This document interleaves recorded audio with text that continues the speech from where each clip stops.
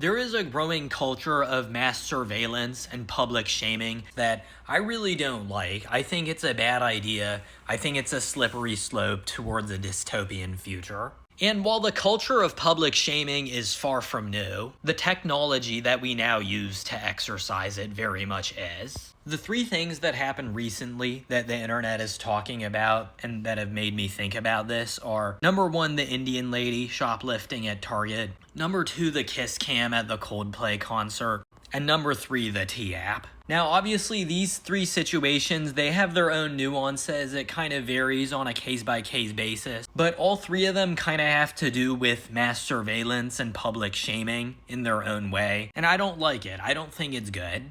I could talk about each of them at length for like an hour at least. But, you're not going to sit here to watch that whole TikTok. And I don't have all the answers to these questions. I'm reckoning with it just as much as you are. But for now, I'll just say I'm not a big fan of public shaming. I'm not a big fan of doxing. And the reason why is because I don't like the precedent that it sets up.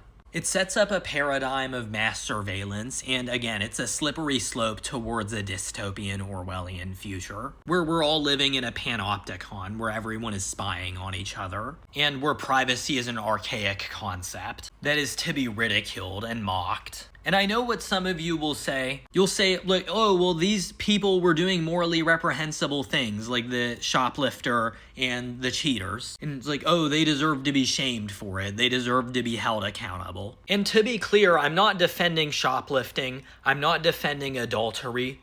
They're bad things to do. But I think there are other ways to hold people accountable than shaming them on a global scale. Again, think about the paradigm that sets up. And as for the T-app, you'll be like, oh, well, if you didn't do anything wrong, you don't have anything to hide, you should have nothing to worry about. It's like, no, it's not about that. I don't want to be spied on. It's about the principle of it.